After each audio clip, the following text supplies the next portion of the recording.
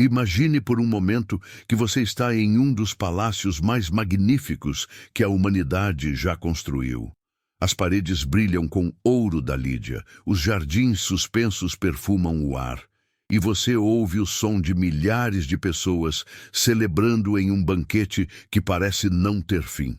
Mas nesta noite específica, algo vai acontecer que vai abalar os fundamentos de um império milenar. Uma mão sem corpo vai aparecer e escrever uma sentença que mudará o curso da história mundial. E o que você vai descobrir hoje não é apenas uma história antiga, mas uma revelação que arqueólogos, historiadores e linguistas modernos confirmam com detalhes impressionantes, conectando fé e conhecimento de uma forma que vai transformar sua compreensão das Escrituras. Estamos no ano 539 a.C., em uma data que historiadores calculam ser a noite de 12 para 13 de outubro, baseando-se em tábuas astronômicas babilônicas descobertas no século XIX.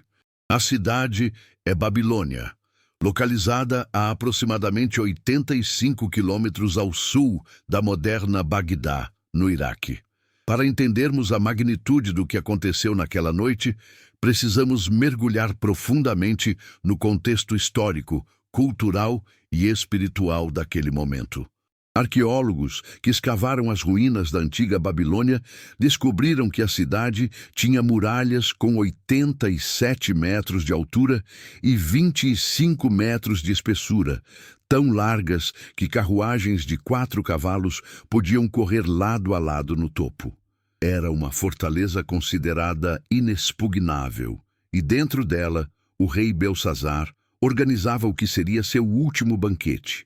O nome Belsazar vem do acadiano Bel-Shar-Ussur, que significa Bel proteja o rei. Mas aqui está algo fascinante que somente descobertas arqueológicas modernas revelaram. Por séculos, críticos da Bíblia argumentavam que Belsazar nunca existiu, pois registros históricos gregos mencionavam apenas Nabonido como o último rei da Babilônia. Isso mudou dramaticamente quando arqueólogos britânicos descobriram em 1854 os cilindros de Nabonido em Ur. Esses cilindros, escritos em cuneiforme, confirmam que Nabonido deixou seu filho Belsazar como corregente enquanto ele mesmo passou anos em Tema, na Arábia, aproximadamente 1.100 quilômetros ao sudoeste. Isso explica perfeitamente por que Daniel 5, versículo 16, diz que Belsazar ofereceu a Daniel ser o terceiro no reino, não o segundo, porque ele próprio era o segundo, abaixo apenas de seu pai ausente. Mas aqui vem a revelação que muda tudo, confirmada tanto pelas Escrituras quanto pela história. A noite do banquete não era uma celebração qualquer. Documentos cuneiformes descobertos na biblioteca de Assurbanipal revelam que durante o sítio babilônico, enquanto o exército medo-persa de Ciro cercava a cidade, a elite babilônica estava tão confiante em suas muralhas que continuou suas festas e rituais religiosos como se nada estivesse acontecendo. Para aquela época, isso era revolucionário porque as pessoas viviam em um contexto onde cercos significavam terror, fome e desespero. Mas Belsazar, protegido por muralhas que nunca haviam sido conquistadas, manteve-se em arrogante celebração. Agora, para entendermos o que aconteceu naquela noite, precisamos saber exatamente o que Daniel estava fazendo ali. O livro de Daniel, capítulo 5, nos conta que Daniel já tinha aproximadamente 80 anos neste momento. Ele havia sido levado cativo para a Babilônia ainda jovem durante o reinado de Nabucodonosor, cerca de 66 anos antes. A palavra hebraica para cativo usada ali é galá, que carrega o sentido não apenas de ser levado fisicamente, mas de ser arrancado, exilado com violência de sua terra natal. Daniel havia servido fielmente através de 3 reinados babilônicos, Nabucodonosor Evil-Merodach e agora estava no tempo de Nabonido e Belsazar. Historiadores explicam que a prática de manter conselheiros estrangeiros sábios era comum nos impérios antigos, especialmente aqueles que demonstravam habilidades extraordinárias em interpretação de sonhos e presságios, algo extremamente valorizado na cultura mesopotâmica. O banquete de Belsazar, segundo o texto bíblico, reuniu 1000 de seus grandes. Arqueólogos descobriram que o salão do trono no Palácio Sul da Babilônia tinha 52 metros de comprimento por 17 metros de largura, com paredes decoradas com leões esmaltados em azul e amarelo, cores reais da Babilônia. Recentes escavações revelaram que banquetes imperiais babilônicos eram eventos extraordinariamente luxuosos, com músicos, dançarinos e o consumo de quantidades massivas de vinho importado das montanhas do Líbano e da região da Fenícia. Uma jornada de aproximadamente 700 quilômetros que levaria caravanas cerca de 40 dias. Mas aqui está o que mais impressiona. Tanto a verdade espiritual quanto as descobertas modernas confirmam que o que Belsazar fez naquela noite foi um sacrilégio de proporções inimagináveis. O versículo 3 de Daniel 5 registra que ele mandou trazer os vasos de ouro e prata que Nabucodonosor havia tirado do templo de Jerusalém. Especialistas em cultura do Oriente Próximo explicam que objetos sagrados de templos conquistados eram considerados troféus de guerra, que demonstravam a superioridade dos deuses do conquistador. Mas usar esses objetos para beber vinho em uma orgia religiosa, enquanto louvava deuses de ouro, prata, bronze, ferro, madeira e pedra, era uma profanação extrema. Para aquela sociedade, isso significava desafiar diretamente não apenas o Deus de Israel, mas toda a ordem cósmica estabelecida, porque eles viviam em um contexto onde os deuses eram vistos como forças reais que lutavam através de seus povos terrestres. O versículo 5 traz o momento que estremece a história. Na mesma hora, saíram uns dedos de mão de homem e escreviam defronte do castiçal, na caiadura da parede do Palácio Real. A palavra aramaica usada aqui para dedos é etzba, a mesma raiz usada em Êxodo, quando Deus escreve os 10 mandamentos com seu próprio dedo nas tábuas de pedra. Engenheiros que estudaram as técnicas de construção babilônicas explicam que as paredes dos palácios reais eram revestidas com uma camada de gesso branco altamente polido, feito de calcário queimado e areia fina, criando uma superfície lisa onde a escrita ficaria claramente visível sob a luz das lamparinas de azeite e do grande castiçal mencionado no texto. Imagine a cena. O barulho ensurdecedor de 1000 pessoas celebrando, o aroma de carnes assadas e vinho fermentado, músicos tocando harpas e símbolos, e de repente o silêncio absoluto quando todos percebem que dedos sem corpo, sem braço, sem forma humana completa, estão escrevendo na parede iluminada. O texto diz que o rei viu a parte da mão que escrevia. Antropólogos culturais revelam que na cosmovisão mesopotâmica, aparições sobrenaturais eram interpretadas como presságios diretos dos deuses, e uma manifestação assim, durante um banquete, seria vista como um sinal de juízo iminente. A reação de Belsazar é descrita com detalhes médicos impressionantes no versículo 6. O semblante do rei se mudou, os seus pensamentos o turbaram, as juntas dos seus lombos se relaxaram e os seus joelhos bateram um no outro. Médicos modernos que analisaram essa descrição explicam que são sintomas clássicos de choque agudo, terror paralisante que causa perda de controle muscular. A palavra aramaica para juntas dos lombos é ketar, referindo-se às articulações da pelve e coluna que literalmente se afrouxaram, enquanto seus joelhos birkein batiam descontroladamente. É uma descrição fisiológica precisa do que acontece quando o sistema nervoso entra em pânico absoluto. O rei imediatamente grita e convoca os astrólogos, os caldeus e os adivinhos da Babilônia. Aqui precisamos entender o sistema de sabedoria babilônico.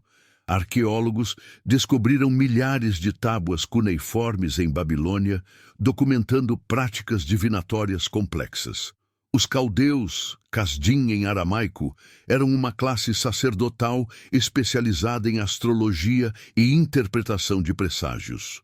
Documentos da época confirmam que eles estudavam por décadas em templos-escolas, aprendendo a ler sinais em fígados de animais sacrificados, movimentos de estrelas, padrões de fumaça de incenso e fenômenos naturais. Mas nenhum deles conseguiu ler a escrita na parede. E aqui está algo profundamente revelador. A escrita estava em aramaico, a língua administrativa do Império Babilônico que todos ali deveriam conhecer. Mas eles não conseguiam nem ler as palavras. Por quê? Porque não era simplesmente uma questão de alfabetização, mas de revelação espiritual. Provérbios 2, versículo 6, nos ensina que o Senhor é quem dá sabedoria, e de sua boca vem o conhecimento e o entendimento. Sem Deus abrindo o entendimento, mesmo o mais sábio entre os homens fica cego diante da verdade divina. A rainha-mãe, então, entra no salão do banquete e menciona Daniel. Historiadores explicam que a rainha-mãe tinha uma posição de enorme influência nas cortes do Oriente Próximo Antigo, muitas vezes atuando como conselheira-chefe do rei. Ela lembra Belsazar de como Daniel havia interpretado os sonhos de Nabucodonosor décadas antes. O versículo 12 traz um detalhe crucial. Daniel tinha um espírito excelente, conhecimento, entendimento, interpretação de sonhos, declaração de enigmas e dissolução de dúvidas. A frase espírito excelente em aramaico é ruach yatirá, literalmente um espírito abundante, extraordinário, que vai além das capacidades humanas normais. Daniel é chamado e imediatamente o rei lhe oferece presentes magníficos, vestes de púrpura e um colar de ouro, símbolos de altíssimo status. Especialistas em comércio antigo explicam que a púrpura genuína, extraída de moluscos murex encontrados na costa fenícia, era tão cara que 1 quilo do corante equivalia a várias vezes o peso em ouro. Eram necessários cerca de 12.000 moluscos para produzir apenas 1,5 grama de corante puro. Vestir púrpura significava pertencer à mais alta elite do império. Mas Daniel recusa as recompensas antes de interpretar a mensagem. Por quê? Porque sua motivação não era ganho pessoal, mas obediência a Deus e compromisso com a verdade. E aqui vem a revelação que transforma tudo. Daniel não apenas interpreta a mensagem, mas primeiro prega um sermão devastador ao rei. Do versículo 18 ao 23, Daniel relembra toda a história de Nabucodonosor, o avô de Belsazar, segundo alguns textos, ou bisavô, segundo outros, pois a palavra aramaica Abê pode significar pai, avô ou ancestral. Daniel conta como Nabucodonosor foi humilhado por Deus até reconhecer que o Altíssimo tem domínio sobre o reino dos homens. E então Daniel aponta o dedo para Belsazar e declara: Tu, Belsazar, seu filho, não humilhaste o teu coração, ainda que soubeste tudo isto. Para entendermos isso, precisamos saber que naquela época as pessoas viviam em uma cultura de responsabilidade coletiva e memória ancestral. Conhecer a história era ter responsabilidade moral. Belsazar sabia o que havia acontecido com Nabucodonosor, sabia do poder do Deus de Israel, mas escolheu deliberadamente profanar os vasos sagrados e louvar deuses mortos. Antropólogos culturais revelam que na cosmovisão antiga, repetir os erros de ancestrais após conhecer suas consequências era considerado o pior tipo de arrogância, uma rebeldia consciente contra a ordem divina. Então, Daniel lê a escrita: Mene, Mene, Tekel, Parsim. Agora, aqui está algo que linguistas modernos descobriram que é absolutamente fascinante. Essas palavras em aramaico são também unidades de peso e moeda. Mene vem de mená, que significa contado ou numerado, mas também era uma mina, uma unidade de peso equivalente a aproximadamente 570 gramas. Tekel vem de tekal, que significa pesado ou julgado, mas também era um ciclo, unidade menor de aproximadamente 11 gramas. Parsim é o plural de peres, que significa dividido, mas também era a metade de uma mina. Ou seja, a mensagem tinha múltiplas camadas de significado, tanto um julgamento espiritual quanto uma referência ao sistema econômico do império. Daniel interpreta cada palavra. Mene, Deus contou o teu reino e o acabou. A palavra aramaica mená carrega o sentido de numerar com precisão, estabelecer um limite exato. Deus havia contado cada dia, cada ação, cada sacrilégio, e o tempo havia se esgotado completamente. Porque a repetição, mene, mene, especialistas em literatura semítica explicam que repetições em textos proféticos servem para enfatizar certeza absoluta e iminência. Não era uma possibilidade, era um decreto selado. Tekel, foste pesado na balança e achado em falta. A imagem de Deus pesando reis e nações é recorrente nas Escrituras. Jó 31, versículo 6, usa a mesma metáfora. Geólogos explicam que balanças extremamente precisas, capazes de medir diferenças de miligramas, foram encontradas em escavações babilônicas, mostrando a sofisticação comercial da época. Mas aqui, Deus estava usando uma balança espiritual infinitamente mais precisa, medindo não peso físico, mas peso moral, espiritual, o valor real de uma vida diante dos padrões eternos. Peres. O teu reino foi dividido e dado aos medos e aos persas. A palavra Peres tem uma sonoridade muito próxima de Paras, que é Pérsia em aramaico. Era um trocadilho profético. O reino seria literalmente partido, fragmentado e entregue ao império medo-persa que já cercava a cidade. Historiadores documentaram que naquela mesma noite, conforme registrado tanto em Daniel quanto em escritos do historiador grego Heródoto e em crônicas babilônicas descobertas no século XX, o exército de Ciro desviou o rio Eufrates, que corria sob as muralhas de Babilônia, e entrou pela cidade através do leito seco do rio. Aqui está o que arqueólogos descobriram que confirma espetacularmente o relato bíblico. As comportas de Babilônia, ao longo do Eufrates, foram encontradas abertas durante escavações. Engenheiros hidráulicos modernos explicam que o sistema de irrigação babilônico era tão sofisticado que era possível desviar o rio através de canais auxiliares, reduzindo o nível da água dentro da cidade de aproximadamente 3 metros para menos de 60 centímetros em poucas horas. O historiador grego Xenofonte, escrevendo sua Ciropédia aproximadamente 150 anos após os eventos, descreve exatamente essa estratégia sendo usada por Ciro. O versículo 30 de Daniel 5 é assustadoramente direto. Naquela mesma noite foi morto Belsazar, rei dos caldeus.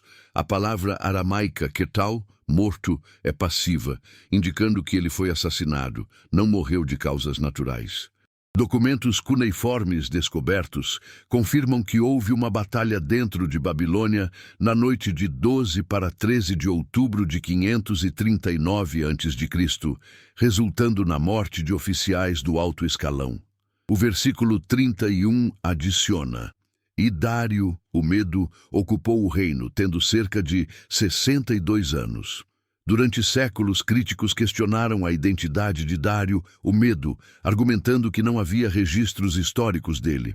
Mas pesquisas mais recentes sugerem que Dário, o Medo, pode ser outro nome para Gubaru ou Ugbaru, o general Medo que realmente conquistou Babilônia para Ciro, conforme documentado no cilindro de Ciro, descoberto em 1879. Esse cilindro, escrito em cuneiforme acadiano, descreve a conquista pacífica de Babilônia e menciona que Ciro nomeou governadores sobre a região. Antropólogos explicam que múltiplos nomes e títulos para a mesma pessoa eram extremamente comuns nas culturas antigas, especialmente quando alguém governava sobre povos diferentes. Mas agora vem a parte que conecta tudo isso com nossas vidas hoje. Por que Deus escolheu escrever na parede? Por que não enviar um profeta com uma mensagem falada, como havia feito dezenas de vezes antes? Por que uma mão sem corpo, um fenômeno sobrenatural tão dramático? Porque Belsassar e toda a sua corte representavam o auge da arrogância humana. Eles haviam se tornado tão embriagados com seu próprio poder, tão seguros em suas muralhas impenetráveis, tão confiantes em seus deuses mortos, que palavras humanas não seriam suficientes. Era necessário uma manifestação divina que não pudesse ser negada, racionalizada ou ignorada. E aqui está a verdade que Deus quer revelar para você hoje. Ele ainda escreve, não em paredes de gesso, mas em consciências humanas, em circunstâncias da vida, em portas que se fecham e outras que se abrem, em consequências que nos alcançam quando pensamos que estamos seguros em nossas próprias Babilônias pessoais. A mão invisível de Deus continua escrevendo os limites de nossos dias, pesando nossas vidas em suas balanças perfeitas e dividindo entre o que é eterno e o que é temporário. Especialistas em psicologia moral explicam que seres humanos têm uma capacidade extraordinária de racionalizar comportamentos destrutivos quando se sentem protegidos por estruturas externas de poder, riqueza ou status. Belsassar tinha suas muralhas. O que são suas muralhas? Sua conta bancária, sua posição social, sua inteligência, seus relacionamentos, suas conquistas. Na noite em que Deus escreve, todas as muralhas caem, todas as defesas se revelam ilusórias e ficamos expostos diante daquele que vê não aparências, mas o coração. Mas aqui vem algo ainda mais profundo que a história de Belsassar revela.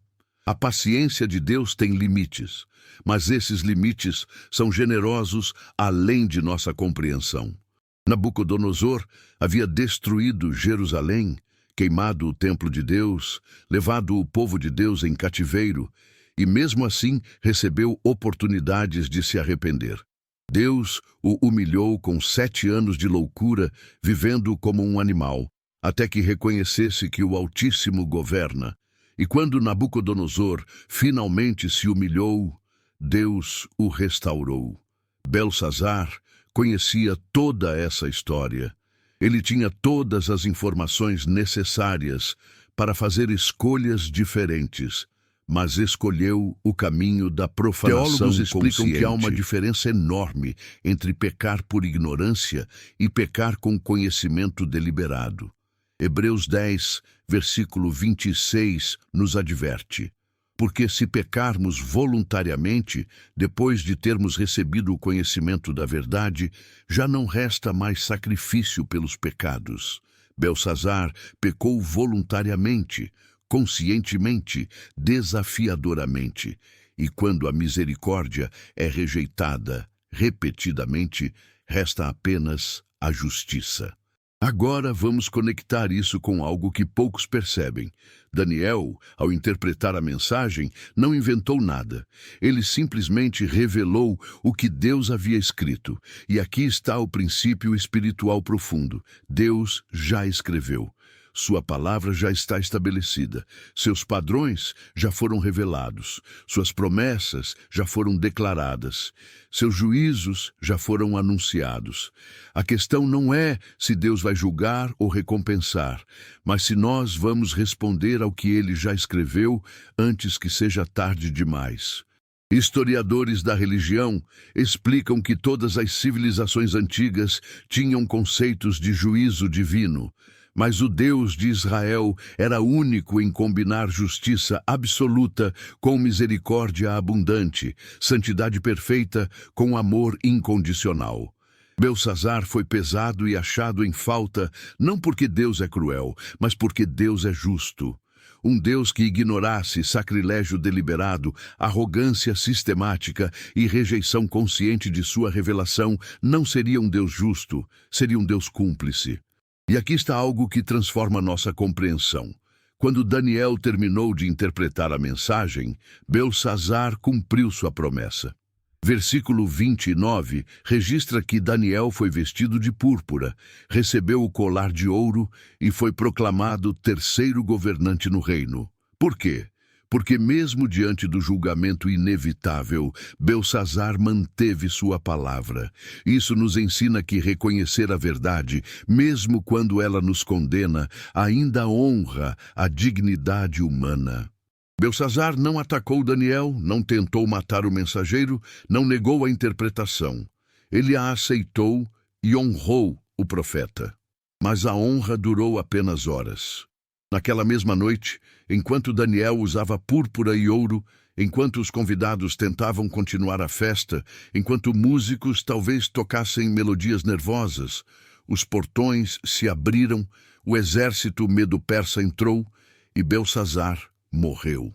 Arqueólogos explicam que batalhas urbanas na antiguidade eram extremamente caóticas e sangrentas. As ruas estreitas de Babilônia, com apenas 3 a 5 metros de largura, conforme revelado por escavações, teriam se tornado corredores de morte quando soldados persas encontraram a guarda babilônica completamente despreparada. O que aconteceu com Daniel? O livro continua revelando que ele prosperou sob o reinado de Dário e depois sob Ciro.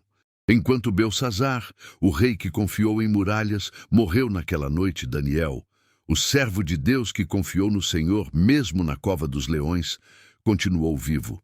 E aqui está a lição atemporal. Não são as circunstâncias externas que determinam nosso destino, mas nossa relação com Deus. Daniel era um exilado em terra estrangeira, sem exército, sem muralhas, sem poder político próprio, mas tinha algo infinitamente mais poderoso: comunhão com o Deus vivo. Especialistas em liderança estudam Daniel como exemplo de integridade em ambientes hostis. Ele serviu fielmente por mais de 60 anos sob regimes que não compartilhavam sua fé, mantendo-se útil e respeitado sem comprometer seus princípios. Quando foi chamado para interpretar a mensagem na parede, poderia ter suavizado as palavras, poderia ter buscado favor político, poderia ter negociado sua mensagem. Mas escolheu a verdade absoluta, mesmo sabendo que o rei tinha poder para matá-lo naquele instante. E agora, chegamos ao coração da mensagem que Deus quer gravar em seu coração hoje. Você está sendo pesado. Não em algum julgamento futuro distante, mas agora, neste momento.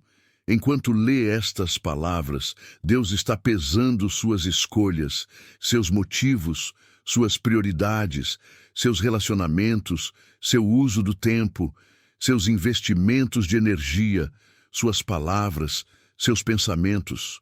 E a pergunta não é se você é perfeito, porque ninguém é, mas se você está em um processo de transformação ou em um caminho de endurecimento. Belsazar conhecia a verdade e a rejeitou. Daniel conhecia a verdade e a viveu. Qual caminho você está escolhendo? Neurocientistas que estudam formação de hábitos explicam que cada escolha que fazemos fortalece circuitos neurais específicos, tornando mais fácil repetir aquela escolha no futuro. Pecados repetidos se tornam padrões, padrões se tornam caráter, e caráter determina destino. Belsazar não acordou um dia e decidiu profanar vasos sagrados. Houve uma progressão. Primeiro, indiferença espiritual. Depois, curiosidade com o profano. Então, experimentação cautelosa. Finalmente, celebração aberta do sacrilégio. Cada passo tornava o próximo mais fácil, até que não havia mais volta. Mas aqui está a esperança gloriosa que as Escrituras revelam. Enquanto há vida, há tempo para mudança. Se arrependeu mesmo depois de anos de arrogância. O ladrão na cruz recebeu salvação com seu último suspiro. Deus não se alegra na morte do ímpio, mas que ele se converta e viva, como proclama Ezequiel 33, versículo 11. A mão que escreveu julgamento na parede de Belsazar é a mesma mão que escreveu amor no madeiro do Calvário. A diferença não está em Deus mudando, mas em nós respondendo. Vamos agora conectar algo profundamente poderoso. Séculos depois da noite em que aquela mão escreveu na parede de Babilônia, outra cena aconteceu. Jesus, o Messias prometido, descendente de Daniel através da linhagem espiritual da fé, estava sendo julgado diante de Pilatos. E Pilatos pergunta: que farei então de Jesus, chamado Cristo? E a multidão grita: seja crucificado. Ali, naquele momento, toda a humanidade estava sendo pesada. E sabe o que a balança revelou? Que todos nós fomos achados em falta. Todos nós, como Belsazar, profanamos o que é sagrado. Todos nós confiamos em nossas próprias muralhas. Todos nós adoramos deuses que não podem salvar. Mas aqui está a diferença que muda tudo.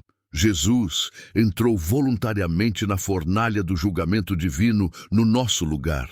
Ele permitiu que suas mãos, as mesmas mãos que escreveram na parede de Belsazar, fossem pregadas na cruz para que a sentença escrita contra nós fosse cancelada.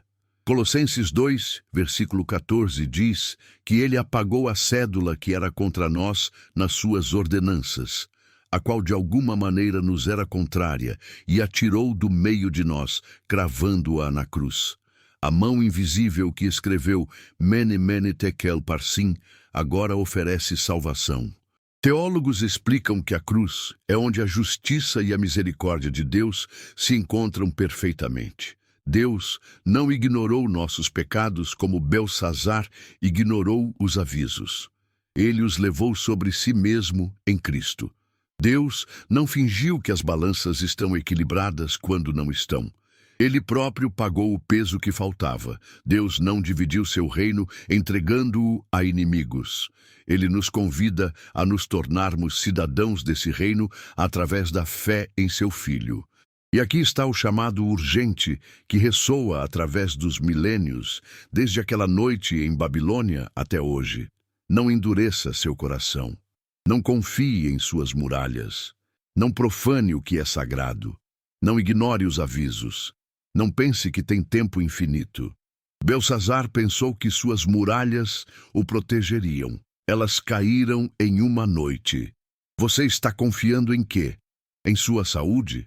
Ela pode mudar em um diagnóstico. Em sua riqueza? Economias colapsam. Em sua inteligência? Doenças cerebrais não respeitam em seus relacionamentos. Pessoas são mortais. Apenas Deus permanece. Mas ouvir isso não é motivo para desespero, é convite para a esperança verdadeira. Quando Daniel estava diante de Belsazar interpretando a mensagem fatal, ele representava uma verdade eterna. Deus sempre envia mensageiros antes de enviar julgamento. A paciência divina sempre precede a justiça divina. As advertências sempre vêm antes das consequências. E você, lendo isto agora, está recebendo uma mensagem. Especialistas em comunicação divina através da história cristã explicam que Deus fala de inúmeras formas, através das Escrituras, através de circunstâncias, através de pessoas, através daquela voz interna da consciência que os gregos chamavam de daimon e nós chamamos de Espírito Santo. Se você sente um incômodo no coração agora, uma inquietação espiritual, uma sensação de que precisa mudar algo, essa é a mão invisível de Deus escrevendo em sua consciência. A mensagem não é Mene, Mene, Tekel, Parsim para você. Sabe por quê? Porque Jesus já foi contado, pesado e partido no seu lugar. Ele foi contado entre os transgressores. Ele foi pesado com nossos pecados. Ele foi partido como o pão da vida. E agora a mensagem que Deus escreve para quem crê é completamente diferente. É graça, graça, vida, eternidade. Filósofos que estudam sistemas de significado explicam que toda narrativa humana busca responder três perguntas fundamentais: de onde viemos? Por que estamos aqui? Para onde vamos? A história de Belsazar responde todas as três de forma dramática. Viemos de um Deus criador que estabelece reinos e os remove. Estamos aqui para escolher entre humildade que leva à vida ou arrogância que leva à morte. E vamos para um destino que está sendo determinado por nossas escolhas presentes, não futuras. Mas há algo mais profundo ainda que precisamos explorar sobre aquela noite em Babilônia. Por que Deus esperou até o banquete começar? Por que não enviou a mensagem na manhã anterior? Por que permitiu que Belsazar reunisse 1000 pessoas, trouxesse os vasos sagrados, começasse a profanação? Porque Deus queria o máximo de testemunhas possível do que acontece quando a misericórdia é rejeitada e a justiça finalmente se manifesta. 1000 príncipes viram a mão escrever. 1000 príncipes ouviram Daniel interpretar. 1000 testemunhas espalharam a história pelo Império Medo-Persa nos anos seguintes. Historiadores de religiões comparadas explicam que esse evento teve um impacto profundo na forma como o mundo antigo via o Deus de Israel. Não era mais apenas o Deus de um pequeno povo derrotado e exilado. Era o Deus que derrubou a Babilônia invencível, que escreveu na parede do palácio mais seguro do mundo, que cumpriu cada palavra que profetizou através de seu servo Daniel.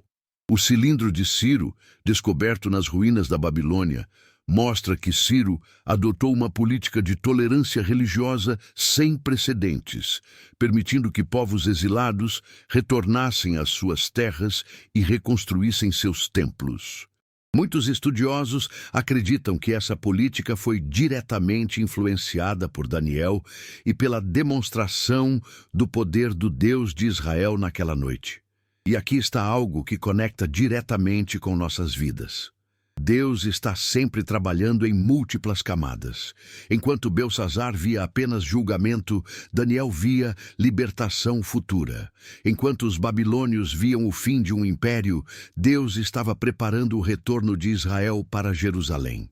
Enquanto a história registrava a queda de uma cidade, a eternidade registrava a fidelidade de Deus às suas promessas.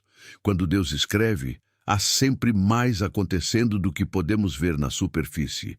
Neurocientistas que estudam percepção explicam que humanos são biologicamente programados para ver apenas uma fração mínima da realidade ao nosso redor. Captamos uma pequena faixa do espectro eletromagnético. Ouvimos uma limitada gama de frequências sonoras.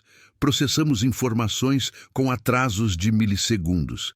Estamos constantemente vivendo em um universo muito maior e mais complexo do que nossas percepções revelam.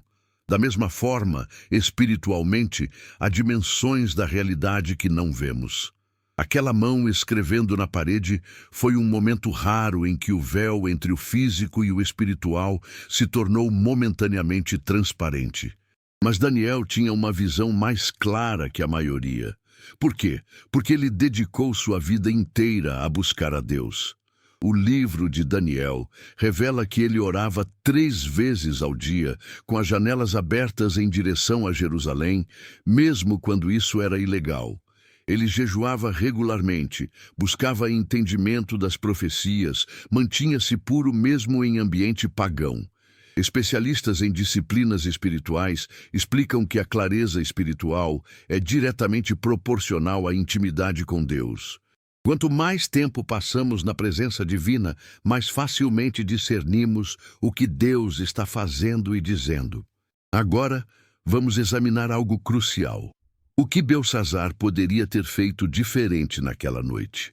Quando viu a mão escrevendo, antes mesmo de chamar Daniel, ele poderia ter feito o que Nabucodonosor fez décadas antes: reconhecer imediatamente que estava diante do poder de um Deus superior, cair prostrado, pedir misericórdia, devolver os vasos sagrados ao lugar apropriado, declarar lealdade ao Deus de Israel.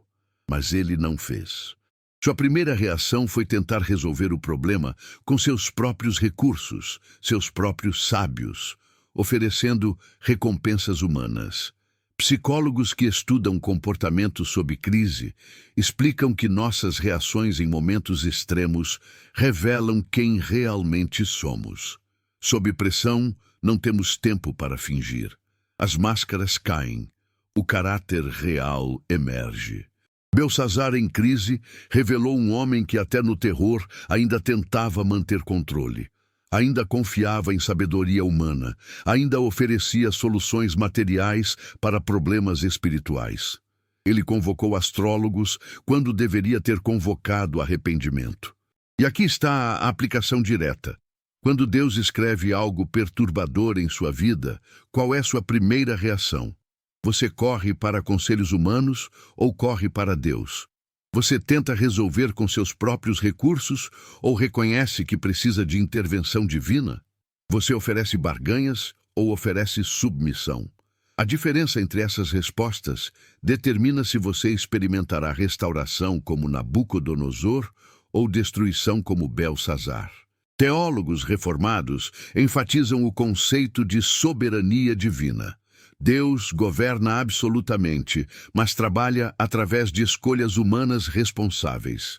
Belsazar era livre para escolher, mas suas escolhas tinham consequências reais e irrevogáveis. A soberania de Deus não elimina a responsabilidade humana, ela a magnifica, porque cada escolha não é apenas um ato isolado, mas uma resposta a um Deus que está ativamente envolvido, ativamente falando, ativamente pesando. Vamos agora explorar um paralelo fascinante entre Belsazar e Faraó no Êxodo. Ambos tiveram múltiplas oportunidades de se arrepender. Ambos viram demonstrações inequívocas do poder de Deus. Ambos escolheram endurecer seus corações. Ambos morreram sob julgamento divino. Mas há uma diferença crucial. Faraó teve 10 pragas distribuídas ao longo de meses. Belsazar teve uma noite. Por quê? Porque Faraó estava agindo em ignorância parcial sobre quem era o Deus de Israel. Belsazar estava agindo em rejeição deliberada depois de ter todo o conhecimento disponível através da experiência de Nabucodonosor. Isso nos ensina um princípio assustador. Quanto maior o conhecimento, menor a paciência divina. Jesus disse em Lucas 12, versículo 48, aquele a quem muito foi dado, muito será exigido. Belsazar recebeu muito. Ele recebeu a história de Nabucodonosor, recebeu décadas de estabilidade sob o governo de Deus sobre Babilônia através de Daniel. Recebeu avisos implícitos cada vez que via aqueles vasos sagrados guardados no tesouro real. E quando rejeitou tudo isso, o julgamento foi imediato. E aqui está uma verdade que deve nos fazer tremer e nos alegrar simultaneamente. Você, lendo isso agora, tem mais conhecimento que Belsazar jamais teve. Você tem a Bíblia completa, não apenas fragmentos de profecia. Você tem a revelação de Jesus Cristo, não apenas prenúncios messiânicos.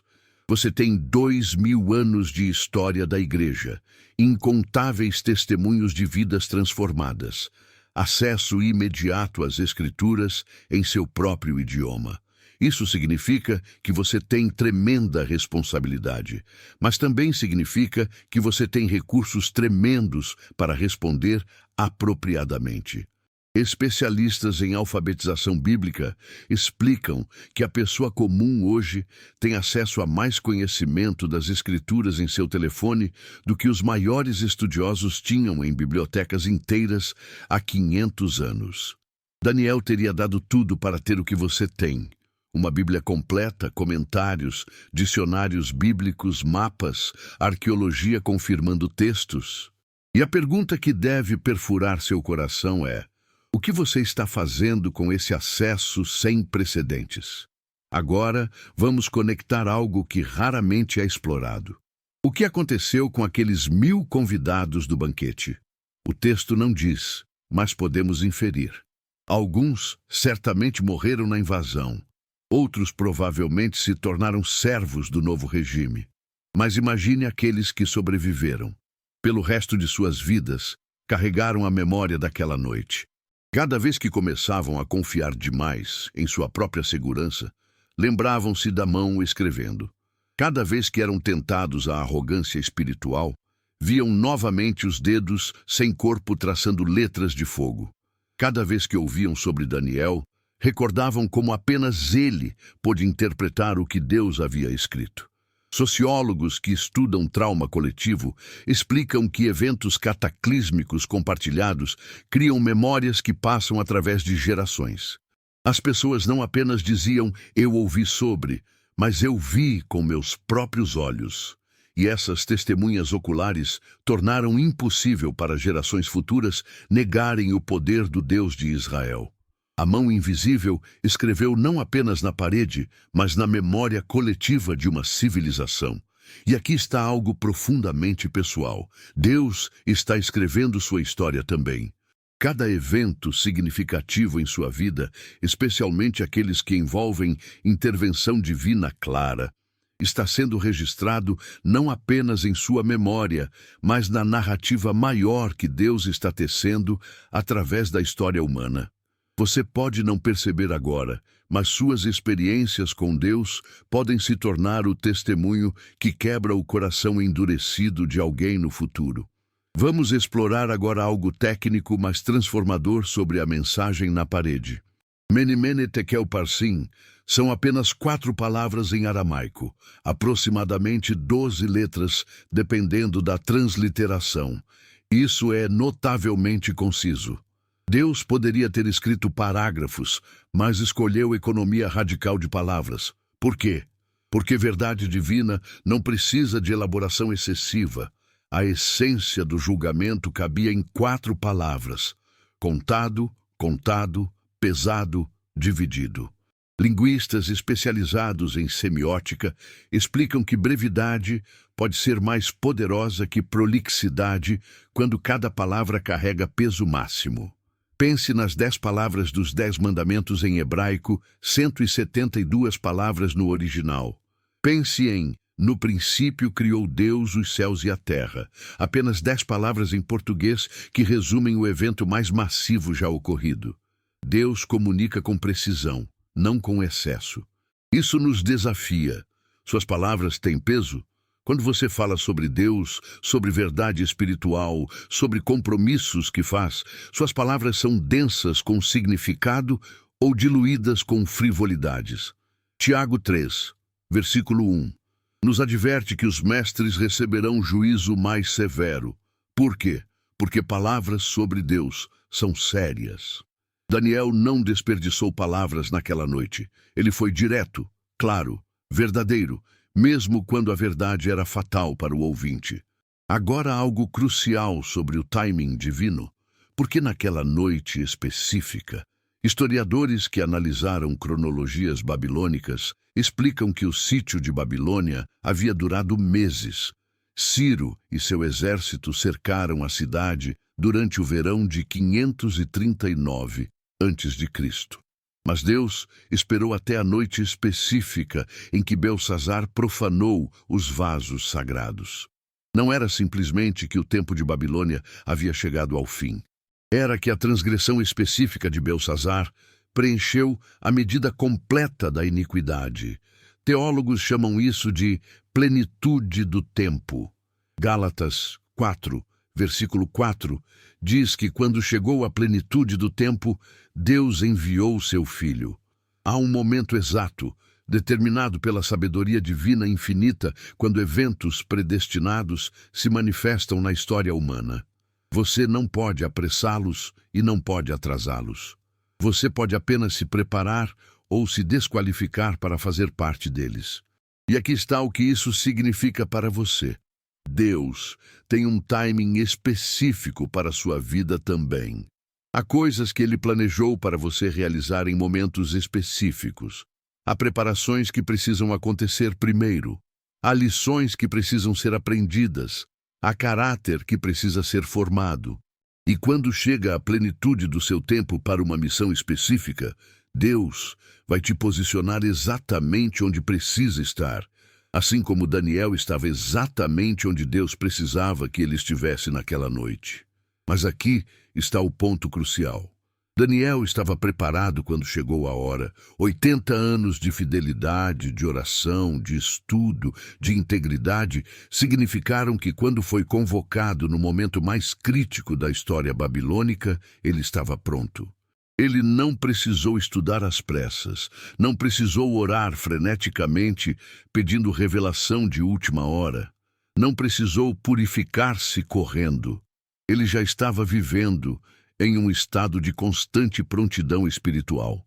Especialistas em excelência de desempenho explicam que grandes momentos não criam caráter, revelam caráter. Atletas de elite não se tornam campeões durante a final olímpica. Eles revelam na final quem se tornaram através de anos de treino diário obscuro. Soldados não se tornam heróis no campo de batalha. Eles revelam no combate quem foram forjados para ser através de disciplina implacável. Daniel não se tornou profeta na noite do banquete. Ele revelou quem já era.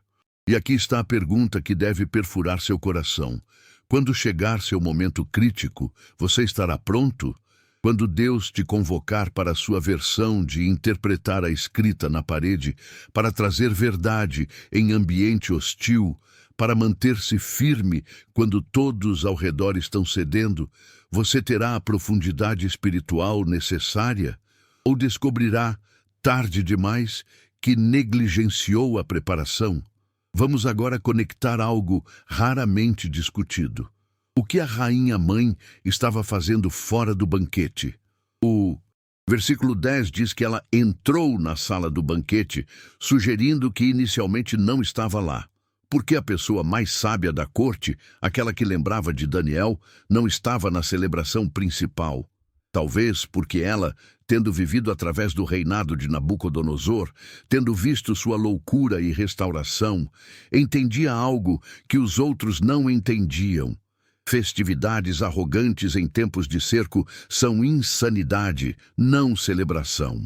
Antropólogos culturais explicam que em sociedades de hierarquia rígida, a ausência deliberada de eventos importantes é uma forma de protesto silencioso. A rainha-mãe, ao não participar inicialmente, pode ter estado silenciosamente expressando desaprovação da conduta de Belsassar. E quando finalmente entrou e mencionou Daniel, ela ofereceu a última tábua de salvação possível. Sabedoria comprovada de alguém conectado ao Deus verdadeiro. Isso nos ensina. Às vezes, a maior contribuição que você pode fazer em um ambiente tóxico é sua ausência deliberada. Não participar de celebrações que desonram a Deus, não rir de piadas que rebaixam o sagrado, não aplaudir decisões que você sabe serem destrutivas. E então, quando surge a crise inevitável, você mantém credibilidade para apontar para a verdadeira sabedoria. Agora, algo profundamente comovente. Repare como Daniel tratou Belsassar. Ele foi absolutamente honesto sobre o julgamento vindouro, mas não foi cruel. Ele explicou cuidadosamente a história, contextualizou a mensagem, ofereceu clareza mesmo em meio à condenação. Daniel não se alegrou no julgamento de Belsassar.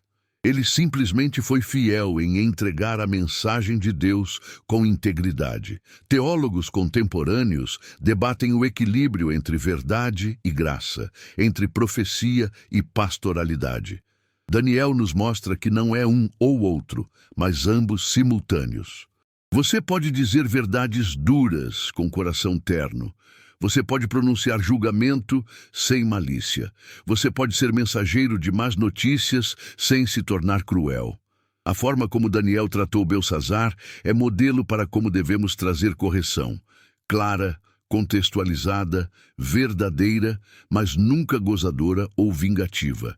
E aqui está algo que deve transformar como você vê evangelismo e confronto espiritual. Quando você precisa trazer verdades difíceis para alguém, sua motivação importa tanto quanto sua mensagem. Daniel não estava tentando humilhar Belsassar publicamente. Não estava se vingando de anos de serviço não reconhecido. Não estava estabelecendo superioridade pessoal. Ele estava simplesmente sendo fiel à revelação que Deus lhe deu, deixando que a verdade fizesse seu próprio trabalho sem adicionar veneno pessoal. Vamos explorar agora a transformação que essa noite representou não apenas para a Babilônia, mas para toda a trajetória da redenção. Com a queda de Babilônia e a ascensão da Pérsia, estava pavimentado o caminho para o decreto de Ciro, permitindo que os judeus retornassem a Jerusalém, conforme profetizado por Isaías capítulo 44, versículos 28 e 45, versículo 1, séculos antes. A mão que escreveu na parede estava simultaneamente escrevendo os próximos capítulos da história da salvação. Historiadores da teologia explicam que cada evento no Antigo Testamento é simultaneamente histórico e tipológico, acontecendo realmente enquanto aponta para realidades maiores. A libertação de Israel da Babilônia física prefigurava a libertação de toda a humanidade da Babilônia espiritual através de Cristo. O retorno à Jerusalém terrestre prenunciava nossa entrada na Jerusalém celestial. A reconstrução do templo de pedras antecipava a construção do templo vivo, que é a igreja. E aqui está a conexão gloriosa. Você está vivendo na realização de todos esses tipos e sombras. O que Daniel viu como futuro distante, você experimenta como presente vivo. O Messias que Daniel esperava, você conhece pessoalmente. O reino eterno que destruiu a estátua do sonho de Nabucodonosor, você é cidadão dele agora. A pedra cortada sem mãos humanas que se tornou uma montanha enchendo toda a terra está crescendo ainda, e você faz parte desse crescimento. Mas com realização vem responsabilidade amplificada. Israel tinha a lei e os profetas. Você tem a lei, os profetas, os evangelhos, as epístolas, o Apocalipse e 2000 anos de testemunho da igreja. Belsazar será julgado pelo conhecimento que rejeitou. Você será julgado pelo conhecimento infinitamente maior que tem disponível. A pergunta não é se você sabe mais que Belsazar, porque obviamente sabe. A pergunta é se você está vivendo à altura do que sabe. Agora vamos examinar algo técnico, mas crucial, sobre a natureza da escrita na parede. Em aramaico, as 4 palavras poderiam ser escritas de 2 formas, com ou sem vogais marcadas. O aramaico antigo, como o hebraico, era escrito primariamente com consoantes. Isso significa que Mene, Tekel e Peres poderiam ser lidos de múltiplas maneiras dependendo de quais vogais você inserisse. Os sábios babilônios não conseguiam ler não porque não reconheciam as letras, mas porque não conseguiam discernir qual leitura estava correta sem iluminação espiritual. Isso revela algo profundo. As escrituras podem ser tecnicamente lidas por qualquer pessoa alfabetizada, mas verdadeiramente compreendidas apenas por aqueles a quem Deus abre o entendimento. 1 Coríntios 2, versículo 14 diz: Ora, o homem natural não compreende as coisas do Espírito de Deus, porque lhe parecem loucura, e não pode entendê-las, porque elas se discernem espiritualmente. Os sábios de Belsazar eram homens naturais, lendo uma mensagem espiritual. Era impossível para eles. E aqui está a aplicação. Você pode ter um doutorado em teologia e ainda não entender verdadeiramente as Escrituras se não tiver o Espírito de Deus. Você pode memorizar a Bíblia inteira e ainda perder seu significado se seu coração estiver fechado. Daniel tinha menos recursos educacionais que os caldeus, mas tinha algo infinitamente mais valioso: comunhão com o Deus vivo que escreveu a mensagem. A chave para entender o que Deus escreve não é inteligência humana, mas submissão espiritual. Vamos agora conectar algo raramente explorado sobre o simbolismo dos vasos sagrados. Por que Deus se importou tanto com vasos? Eram apenas objetos de ouro e prata. Mas aqui está o que você precisa entender. Aqueles vasos haviam sido consagrados, separados exclusivamente para uso no serviço a Deus no Templo de Jerusalém. Quando Nabucodonosor os roubou, foi ato de guerra. Quando foram armazenados no tesouro babilônico, foi ato de troféu.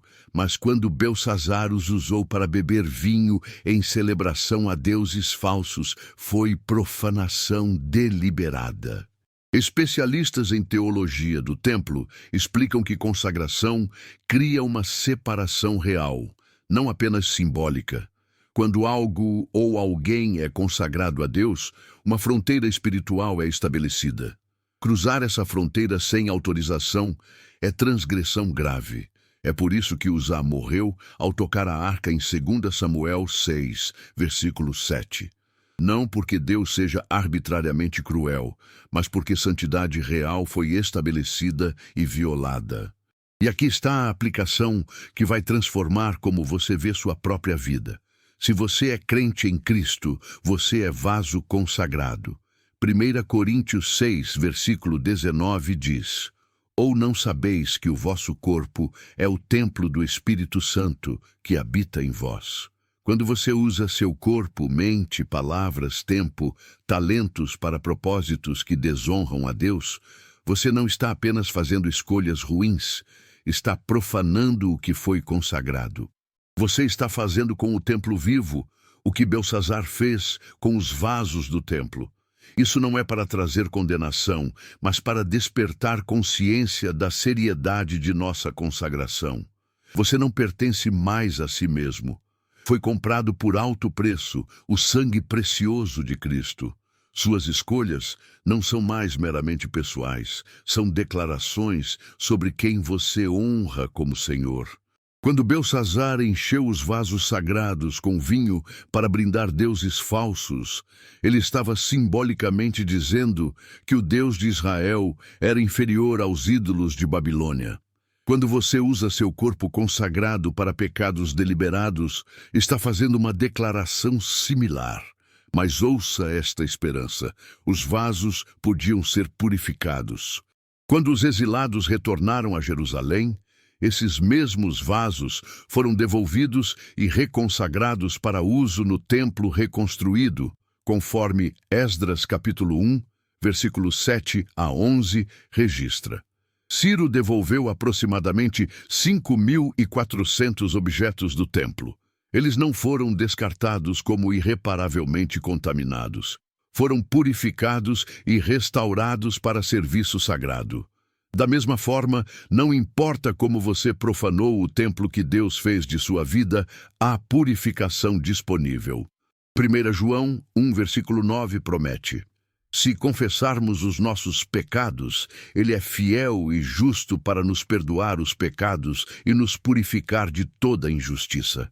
O mesmo Deus que purificou aqueles vasos pode purificar você. O mesmo Deus que os restaurou para serviço sagrado pode restaurar você. A diferença entre Belsazar e você não é que ele profanou vasos e você nunca profanou nada. A diferença é que ele recusou arrependimento e você pode escolher arrependimento agora. Vamos explorar agora algo sobre a progressão da narrativa naquela noite. Primeiro, aparece a mão. Depois, escreve a mensagem. Então, desaparece. Deus não ficou argumentando, não ficou negociando, não deu palestras adicionais. Escreveu e saiu. A mensagem era suficiente. A evidência era clara. A interpretação viria através de Daniel. Mas Deus mesmo não permaneceu visível. Teólogos que estudam revelação explicam que Deus se manifesta em graus apropriados ao que está sendo comunicado. Uma mão escrevendo era suficiente para essa mensagem. Não era necessário que todo o corpo divino aparecesse. Não era necessário voz audível dos céus. A economia da revelação é sempre exatamente o necessário, nunca excessivo nem insuficiente. Deus não desperdiça milagres. Isso nos desafia. Às vezes, você está pedindo mais sinais quando Deus já deu evidência suficiente. Às vezes, você está pedindo confirmação adicional quando a direção já está clara. Às vezes, você está esperando manifestações dramáticas, quando Deus já falou através de meios mais sutis, mas igualmente autoritativos. Os sábios de Belsazar não conseguiram ler 4 palavras claras na parede. Quantas palavras Deus já escreveu em sua vida através de circunstâncias, escrituras, convicções internas que você está ignorando porque quer algo mais dramático? Agora algo profundamente pastoral. Note que Daniel não se alegrou na queda de Belsazar. Ele não disse, eu avisei. Não houve, eu te disse que isso ia acontecer. Apenas fiel entrega da mensagem divina. Isso é maturidade espiritual rara. Ezequiel 33, versículo 11, registra Deus dizendo, tão certo como eu vivo, diz o Senhor Deus, não tenho prazer na morte do ímpio, mas sim em que o ímpio se converta do seu caminho e viva. Se Deus não tem prazer, seus servos também não deveriam ter. E aqui está o desafio. Quando você vê pessoas colhendo consequências de escolhas tolas, qual é sua reação? Satisfação de estar certo? Ou dor genuína pelo sofrimento delas, mesmo sendo auto-infligido? Quando pessoas que rejeitaram seus conselhos enfrentam desastre, você secretamente pensa bem feito ou seu coração quebra? Daniel modelo como carregar mensagens difíceis sem carregar crueldade. Ele foi porta-voz de julgamento sem se tornar juiz pessoal. Vamos conectar agora com algo sobre liderança, que é raramente discutido. Belsazar estava cercado por pessoas que não lhe falavam a verdade. 1000 príncipes no banquete e nenhum disse, talvez não devêssemos usar esses vasos sagrados. Nenhum conselheiro sussurrou, lembre-se do que aconteceu com Nabucodonosor. Nenhum amigo arriscou desagradar o rei para salvá-lo de si mesmo. Por quê? Porque culturas autoritárias punem mensageiros de verdades inconvenientes. Especialistas em dinâmicas organizacionais explicam que líderes que penalizam honestidade, eventualmente se cercam apenas de sim homens que afirmam tudo e desafiam nada. E então, quando crise real surge, o líder descobre tarde demais que ninguém ao redor tem coragem ou caráter para fornecer conselho sábio. Belsazar pode ter se sentido poderoso, cercado por aduladores, mas estava fatalmente sozinho quando precisava de verdade. E aqui está a aplicação dupla. Se você é líder, está cultivando um ambiente onde pessoas podem falar verdade, mesmo quando inconveniente, ou pessoas ao seu redor apenas ecoam o que pensam que você quer ouvir. E se você não é líder, você é a pessoa corajosa que fala a verdade em amor, mesmo quando custa? Ou você é mais um adulador, protegendo sua própria posição? Daniel tinha coragem de falar verdade a imperadores. Você tem coragem de falar verdade a seu chefe, seus amigos, seus familiares, quando estão claramente errados? Agora vamos explorar o que aconteceu imediatamente após a morte de Belsazar. O capítulo 6 de Daniel começa com Dário organizando o reino sob 120 sátrapas, com 3 presidentes sobre eles, sendo Daniel um dos 3. Então, rapidamente, Daniel se distingue sobre todos os outros. Por quê? Versículo 3 diz que havia nele um espírito excelente. A mesma característica que a rainha-mãe havia mencionado décadas antes ainda estava presente. Isso ensina algo crucial. Caráter consistente através de décadas, através de mudanças de regime, através de crises pessoais e nacionais, é a característica mais rara e valiosa. Daniel serviu Babilônia fielmente, agora servia Pérsia fielmente. Não porque tinha lealdade a impérios, mas porque tinha lealdade a Deus, que o colocou em posição de servir excelentemente, independente de quem estava no trono humano.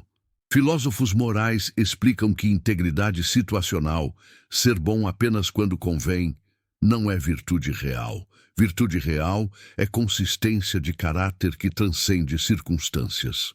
Daniel não se tornou melhor pessoa quando Dário assumiu o poder.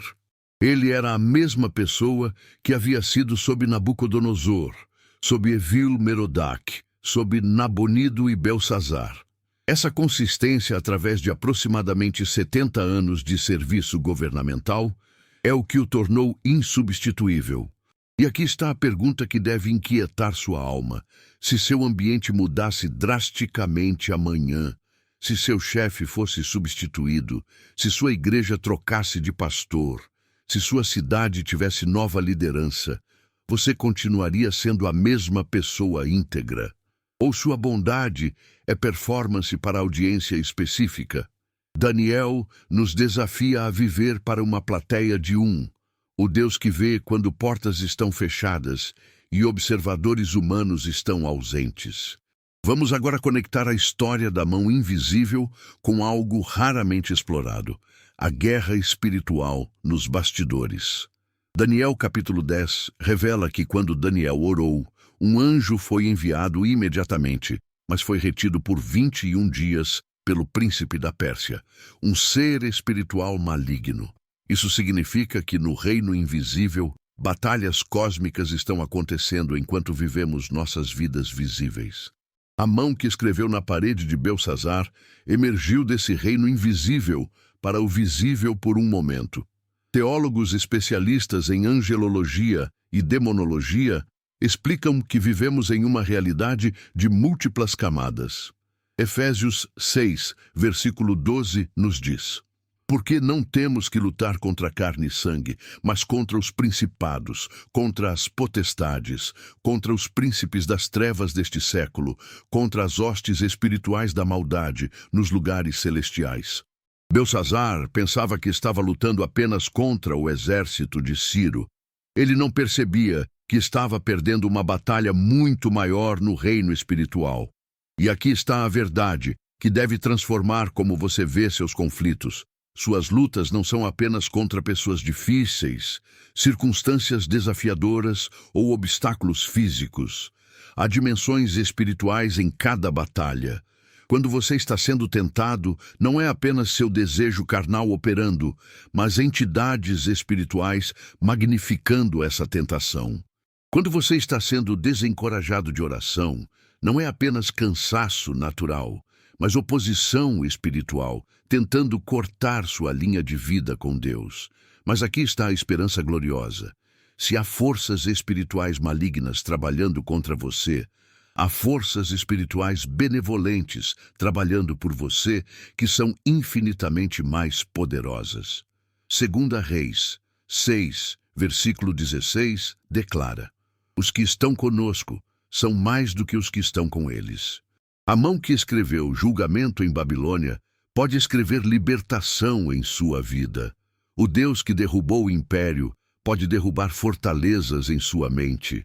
Agora, algo crucial sobre arrependimento que a história de Belsazar ilustra tragicamente por contraste com Nabucodonosor.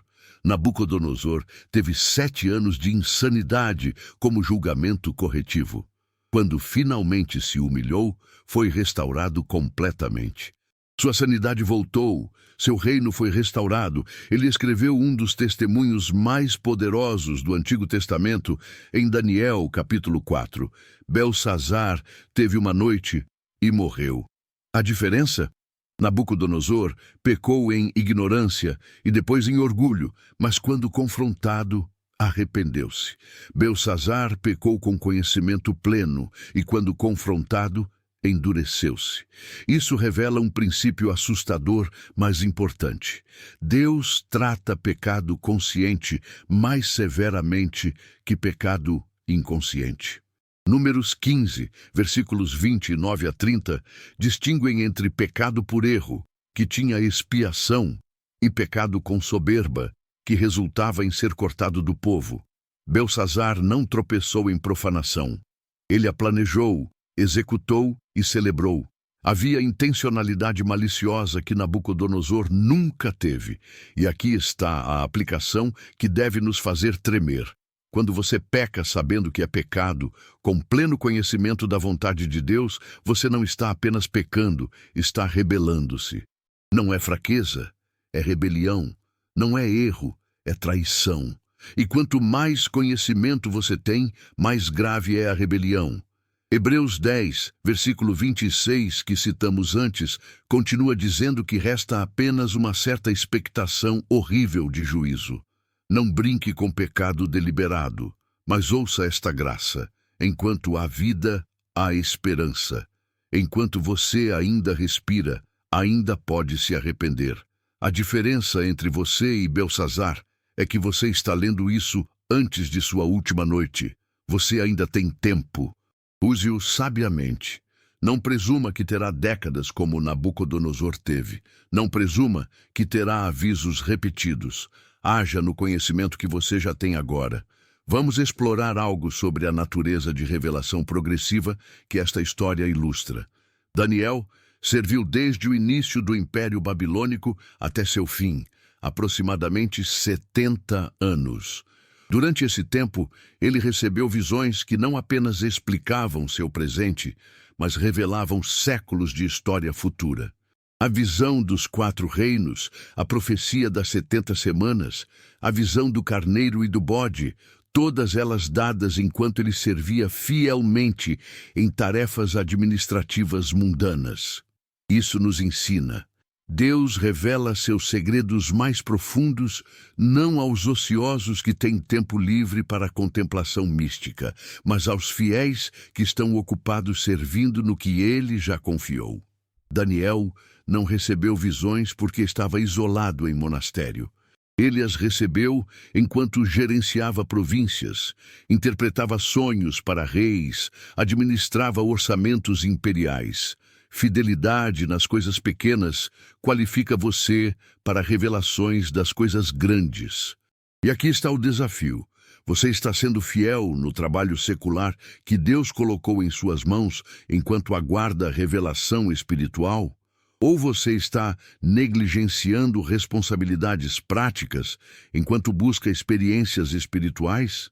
Daniel nos mostra que espiritualidade profunda e competência prática não são opostos, mas complementos. Ele orava 3 vezes ao dia e também era o administrador mais excelente do império. Especialistas em espiritualidade integral explicam que dicotomia entre sagrado e secular é falsa. Tudo é sagrado quando feito para a glória de Deus. Colossenses 3, versículo 23, nos instrui: E tudo quanto fizerdes, fazei-o de todo o coração, como ao Senhor, e não aos homens. Daniel lavando pratos administrativos era tão sagrado quanto Daniel recebendo visões celestiais, porque ambos eram feitos para Deus. Agora, vamos conectar algo sobre o papel de testemunha que Daniel desempenhou. Ele era uma testemunha viva de décadas de história. Quando jovens perguntavam sobre o grande Nabucodonosor, Daniel podia dizer: Eu estava lá quando ele teve o sonho da estátua. Quando pessoas questionavam se Deus realmente julgava impérios, Daniel podia dizer: Eu vi a mão escrever na parede. Ele era a memória viva de fidelidade divina através de gerações. E aqui está algo profundo. Deus está levantando você para ser testemunha também.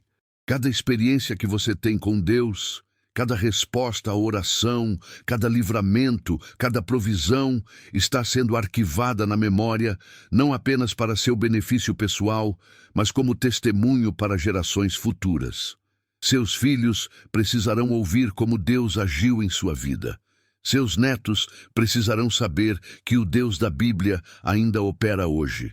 Sua comunidade precisa de evidência viva de que fé funciona. Mas testemunhas precisam ser confiáveis.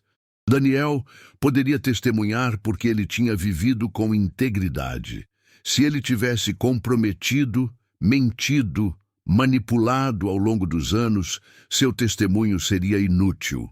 Mas porque ele havia sido consistentemente fiel, suas palavras carregavam peso de autoridade moral.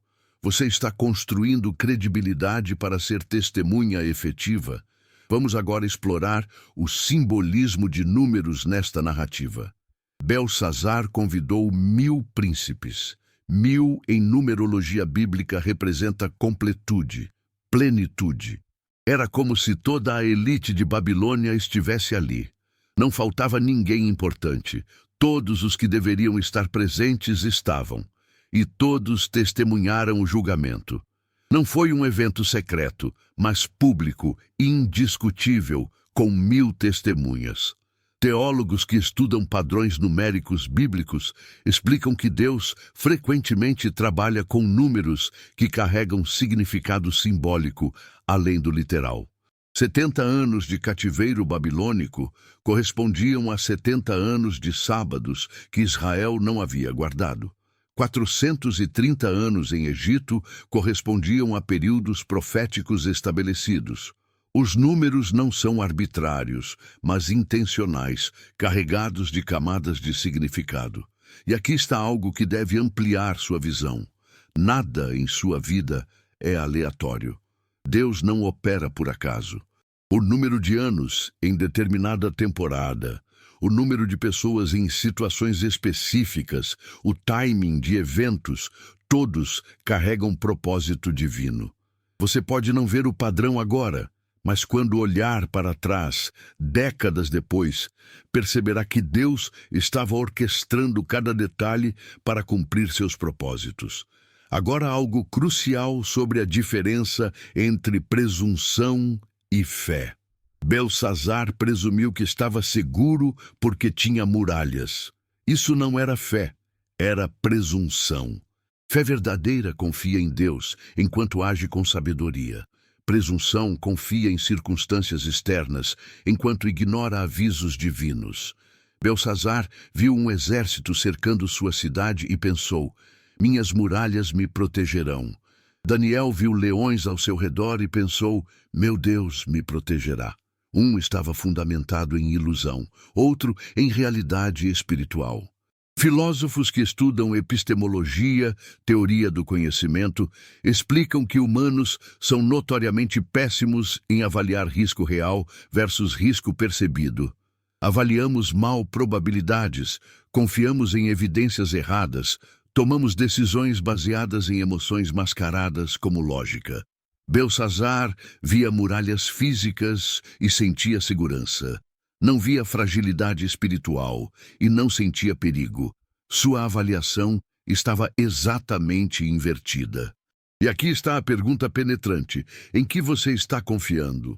Olhe honestamente, não na resposta que você acha que deveria dar, mas, na verdade, de onde sua segurança emocional realmente reside. É sua conta bancária, sua saúde, seus relacionamentos, sua reputação? Todas essas coisas podem desaparecer mais rápido que as muralhas de Babilônia caíram. Confiança verdadeira está em Deus somente, que não pode ser abalado. Vamos conectar agora com algo sobre adoração que é central à história. O versículo 4 de Daniel 5 diz que durante o banquete eles beberam vinho e deram louvores aos deuses de ouro, prata, bronze, ferro, madeira e pedra. Note a progressão. Começaram com metais preciosos e terminaram com materiais sem valor. Isso ilustra a natureza de idolatria. Ela sempre degrada, sempre desce, sempre reduz adoradores ao nível de seus ídolos. Salmo 115, versículos 4 a 8, descreve ídolos. Tem boca, mas não falam. Tem olhos, mas não veem. Tem ouvidos, mas não ouvem. E então declara: tornem-se semelhantes a eles os que os fazem, assim como todos os que neles confiam. Você se torna como aquilo que você adora. Belsazar adorou objetos mortos e se tornou espiritualmente morto. Daniel adorou o Deus vivo e manteve vitalidade espiritual por 80 anos. E aqui está a aplicação urgente. O que você adora? Novamente, não a resposta teológica correta, mas a verdade funcional de sua vida. Você adora conforto? Está se tornando espiritualmente preguiçoso. Você adora aprovação? Está se tornando instável, mudando com opiniões de outros. Você adora controle? Está se tornando ansioso, manipulador. Você adora o Deus verdadeiro? Está se tornando como Cristo, transformado de glória em glória. Agora vamos explorar algo profundamente prático sobre como responder quando Deus escreve mensagens perturbadoras em sua vida. Nem toda dificuldade é julgamento, mas toda dificuldade é mensagem. Deus está sempre falando através de circunstâncias. A pergunta não é se Deus está falando, mas se você está ouvindo. Beltsazar viu a mão e entrou em pânico. Melhor resposta seria ver a mão, cair de joelhos, clamar por misericórdia, buscar entendimento. Especialistas em resiliência espiritual explicam que crises revelam não apenas quem somos, mas quem escolhemos nos tornar. Você pode endurecer ou amolecer sob pressão. Pode se fechar ou se abrir. Pode culpar ou assumir responsabilidade. Pode buscar escape ou buscar transformação. Beltsazar escolheu um conjunto de respostas.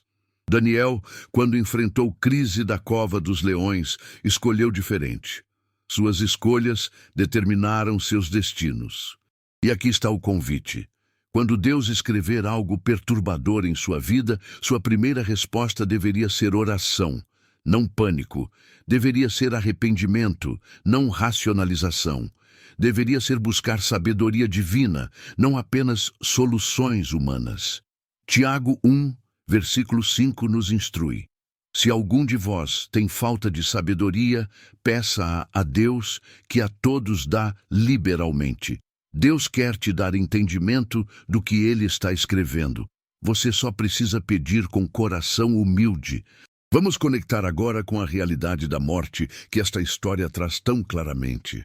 Naquela mesma noite foi morto Beltsazar. Não na semana seguinte, não no mês seguinte, mas naquela noite.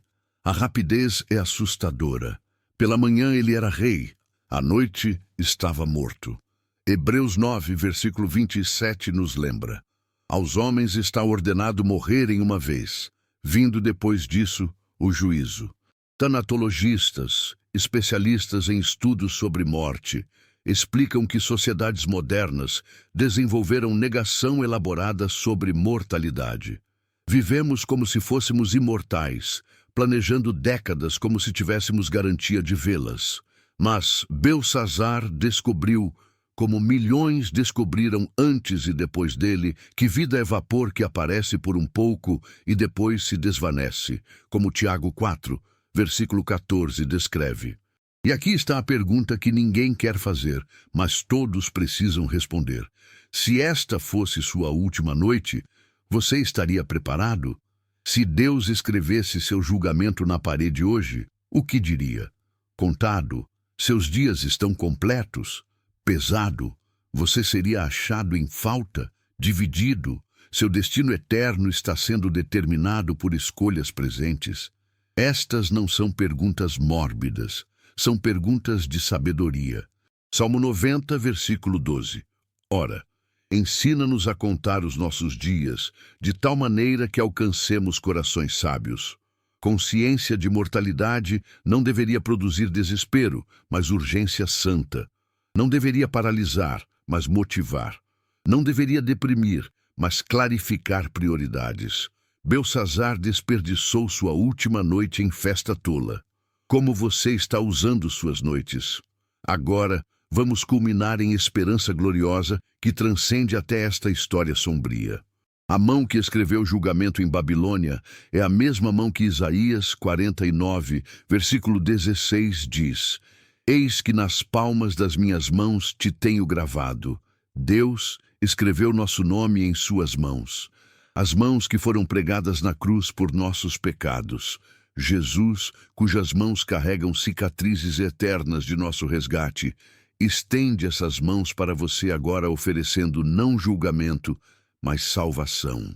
2 Coríntios 5, versículo 21 declara: Aquele que não conheceu pecado, Deus o fez pecado por nós, para que nele fôssemos feitos justiça de Deus. Jesus foi pesado na balança com nossos pecados e pagou completamente. Ele foi contado entre transgressores, para que pudéssemos ser contados entre redimidos. Ele foi dividido de Deus momentaneamente na cruz, clamando: Por que me desamparaste? Para que nunca fôssemos separados eternamente. A diferença entre Beltsazar e você não é que você é melhor pessoa. Você profanou o sagrado também. Você confiou em muralhas falsas também. Você adorou ídolos também. A diferença é que Jesus oferece a você o que não estava disponível para Beltsazar, substituição completa. Alguém para ser contado, pesado e dividido em seu lugar. Alguém para pagar a dívida que você nunca poderia pagar. E a resposta que Deus espera não é perfeição, mas arrependimento. Não é ausência de pecado, mas confissão de pecado. Não é mérito próprio, mas fé em Cristo somente. Romanos 10, versículos 9 e 10 prometem: se com a tua boca confessares ao Senhor Jesus e em teu coração creres que Deus o ressuscitou dentre os mortos, serás salvo. Porque com o coração se crê para a justiça e com a boca se faz confissão para a salvação. Querido amigo, se você chegou até aqui nesta jornada através da história da mão invisível, não é coincidência. Assim como Deus posicionou Daniel exatamente onde precisava estar naquela noite em Babilônia, Deus posicionou você exatamente aqui, agora, lendo estas palavras. Esta é sua mão escrevendo em sua parede, não de julgamento, mas de convite, não de condenação, mas de chamado, não de destruição, mas de salvação. A pergunta não é se você pecou, porque todos pecamos. A pergunta não é se você merece graça, porque ninguém merece. A pergunta é: você vai responder? Vai humilhar seu coração como Nabucodonosor eventualmente fez? Ou vai endurecê-lo como Beltsazar fez até o fim fatal? A escolha é sua, mas o tempo não é garantido. Senhor Jesus, em teu santo nome, nos aproximamos agora. Não com méritos próprios, mas com a confiança de que tua graça é suficiente. Para aqueles que leram esta história e sentiram convicção do Espírito Santo, abre os olhos de seus corações para ver a gravidade de seus pecados e a grandeza de tua salvação. Para aqueles que viveram como Beltsazar, confiando em muralhas que não podem salvar, adorando ídolos que não podem ajudar, profanando o que é sagrado, concede arrependimento genuíno agora, enquanto ainda é chamado hoje. Que a mão invisível que escreveu em Babilônia escreva agora em corações, não palavras de julgamento, mas de graça. Não Mene Tekel Peres, mas amor, perdão, vida. Que aqueles que foram contados entre pecadores sejam contados entre santos. Que aqueles que foram pesados e achados em falta sejam cobertos com a justiça de Cristo. Que aqueles que estavam divididos de Deus sejam unidos a Ti para sempre. Pai Celestial, nós Te agradecemos porque enquanto éramos ainda pecadores, Cristo morreu por nós. Agradecemos que não esperaste até sermos dignos, porque nunca seríamos. Agradecemos que Tua misericórdia triunfa sobre o juízo. Agradecemos que onde o pecado abundou, Tua graça superabundou. Agradecemos por Daniel, Teu servo fiel, que nos mostrou como viver com integridade através de décadas de provação. Mas agradecemos ainda mais por Jesus, Teu Filho amado, que viveu a vida que não conseguimos viver e morreu a morte que merecíamos morrer, para que pudéssemos viver eternamente contigo. Que esta história da mão invisível não seja apenas conhecimento histórico, mas transformação pessoal. Que não aprendamos apenas sobre Babilônia antiga, mas sobre Babilônias modernas que construímos em nossos próprios corações. Que não estudemos apenas sobre Beltsazar, mas vejamos Beltsazar no espelho. Que não admiremos apenas Daniel, mas sigamos seu exemplo de fidelidade inabalável. E, Senhor, quando chegar nossa última noite, não importa quando seja, que sejamos achados não em banquete tolo, mas em comunhão santa contigo. Que sejamos encontrados não confiando em muralhas que caem, mas em Ti que permaneces. Que sejamos descobertos não adorando ídolos mortos, mas adorando o Deus vivo. E que Tua mão, aquela mão que escreveu em Babilônia, que segurou o universo na criação, que foi pregada na cruz por amor, seja a mão que nos conduz com segurança através de todos os dias de nossa vida até o dia eterno, onde não há mais noite, não há mais julgamento, não há mais medo, apenas glória infinita em tua presença. Em nome de Jesus Cristo, o Cordeiro que foi morto e que vive para sempre, o único que pode apagar a sentença escrita contra nós, o único em quem há salvação, oramos com gratidão e esperança. Que cada pessoa que leu esta história seja transformada por ela. Que ninguém permaneça indiferente, que todos respondamos enquanto ainda há tempo, enquanto ainda há graça, enquanto ainda há esperança. Amém e amém. Que a paz do Deus que julga com justiça, mas salva com misericórdia, o amor de Cristo que morreu para que vivêssemos e a comunhão do Espírito Santo que convence, transforma e sela até o dia da redenção, estejam com todos vocês, agora e para sempre. Em nome do Senhor Jesus Cristo, Salvador do mundo, Redentor de pecadores, esperança dos desesperados, luz nas trevas, vida na morte, seja toda glória, honra e louvor pelos séculos dos séculos. Amém.